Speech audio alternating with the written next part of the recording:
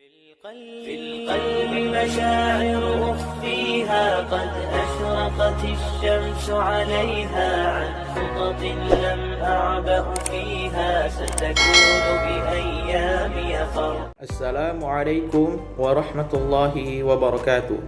Perkenalkan, saya Abdul Yaumil Akhir Akub, mahasiswa jurusan Pendidikan Bahasa Arab semester 1 IAIN Sultan Amai Gorontalo. Pada kesempatan kali ini, saya akan membahas sebuah artikel yang berjudul Epistemologi, yang dimana artikel tersebut saya dapat di situs id.m.wikipedia.org. Pengertian epistemologi. Apa sih epistemologi itu?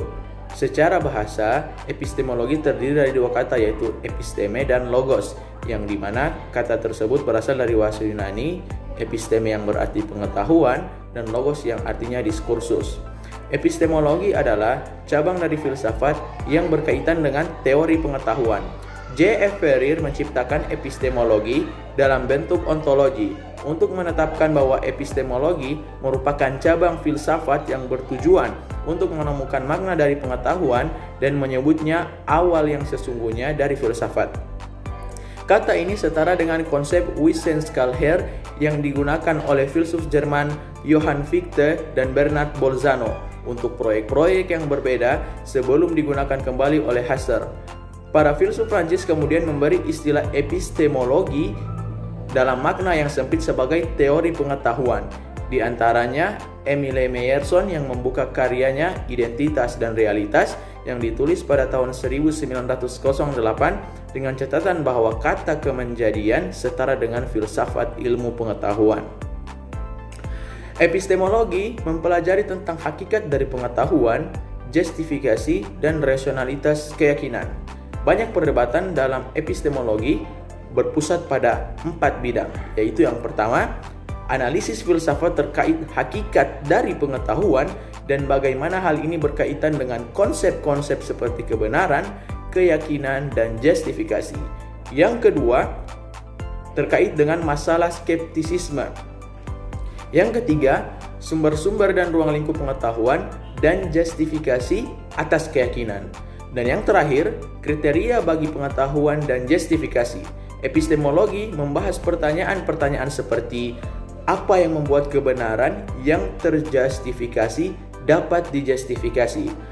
Apa artinya apabila mengatakan bahwa seseorang mengetahui sesuatu? Dan pertanyaan yang mendasar, bagaimana kita tahu bahwa kita tahu? Istilah epistemologi pertama kali digunakan oleh filsuf Skotlandia James Frederick Ferrier pada tahun 1854. Menurut Brad Warren, Raja James ke-6 dari Skotlandia lah yang sebelumnya telah mempergunakan konsep filosofis ini dan menggunakannya sebagai personifikasi dengan istilah epistemon pada tahun 1591. Bagaimana sejarah dari penyebutan epistemon? Epistemon dalam suatu perdebatan filosofis, Raja James ke-6 dari Skotlandia menulis karakter epistemon sebagai personifikasi dari sebuah konsep filosofis untuk menanggapi suatu debat dengan argumen apakah persepsi-persepsi yang dikembangkan oleh agama kuno, persepsi yang dilakukan oleh para penyihir, semestinya dihukum di tengah keberadaan masyarakat Kristen. Argumen King James menampilkan bahwa melalui karakter epistemon yang mendasar argumennya pada ide-ide teologis terkait penelaran dan kepercayaan yang berkembang di tengah masyarakat. Sementara itu, lawannya Philomates mengambil sikap filosofis pada aspek hukum di dalam masyarakat, tetapi berusaha untuk memperoleh pengetahuan yang lebih besar dari epistemon. Istilah Yunani untuk ilmuwan pendekatan filosofis ini menandakan Philomat yang mencari pengetahuan yang lebih besar melalui epistemologi dengan menggunakan teologi. Dialog ini digunakan oleh Raja James untuk mendidik masyarakat tentang berbagai konsep, termasuk konsep sejarah dan etimologi dari subjek yang diperdebatkan. Seperti yang disebutkan pada awal tadi, bahwa para filosof Prancis itu mengartikan epistemologi dalam makna sempit, berarti teori pengetahuan. Apa sih itu teori pengetahuan? Dalam matematika, kita mengetahui bahwa 2 tambah 2 sama dengan 4. Tetapi ada juga cara untuk mengetahui bagaimana menambahkan dua angka dan mengetahui orang, misalnya diri sendiri, tempat misalnya satu kampung, benda misalnya mobil, atau aktivitas misalnya penambahan. Beberapa filsuf berpikir ada perbedaan penting antara tahu bahwa atau tahu konsep, mengetahui bagaimana atau memahami operasi, dan kedekatan dengan pengetahuan atau tahu dengan hubungan dengan epistemologi yang terutama berkaitan dengan yang pertama ini. Meskipun perbedaan ini tidak eksplisit dalam bahasa Inggris, perbedaan-perbedaan ini didefinisikan eksplisit dalam bahasa lain. Catatan: beberapa bahasa yang berhubungan dengan bahasa Inggris berhasil mempertahankan kata ini, misalnya dalam bahasa Skotlandia, with dan can. Di Prancis, Portugal, Spanyol, Jerman, dan Belanda, istilah untuk tahu mengetahui, cara melakukan sesuatu diterjemahkan dengan menggunakan savoir, saber, dan weten. Yunani modern memiliki kata gnorizo dan xero. Italia memiliki kata kerja conoscere dan sapere, dan kata benda untuk pengetahuan yaitu conoscenza dan sapienza. Jerman memiliki kata kerja wissen dan kennen.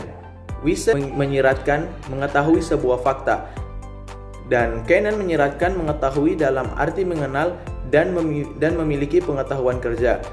Ada juga kata benda yang berasal dari kennen yaitu erkennen, yang telah dikatakan menyiratkan pengetahuan dalam bentuk pengakuan.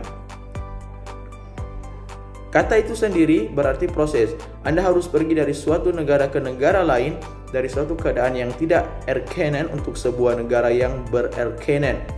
Kata kerja ini tampaknya menjadi yang paling tepat dalam menggambarkan episteme dalam salah satu bahasa-bahasa Eropa modern.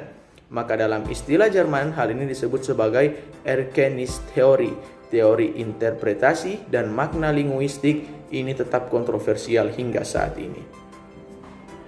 Dalam makalahnya On the Nothing dan kemudian buku Problem of Philosophy, Bertrand Russell menekankan perbedaan antara pengetahuan dengan keterangan dan pengetahuan oleh kedekatan.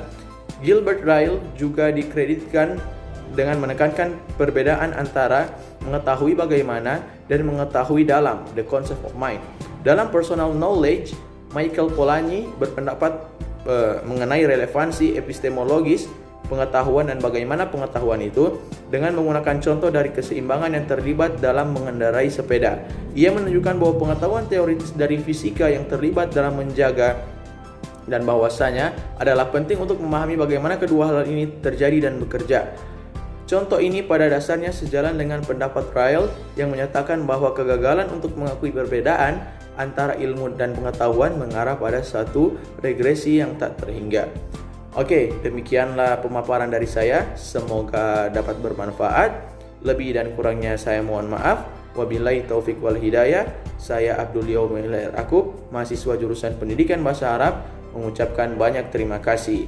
Wassalamualaikum warahmatullahi wabarakatuh.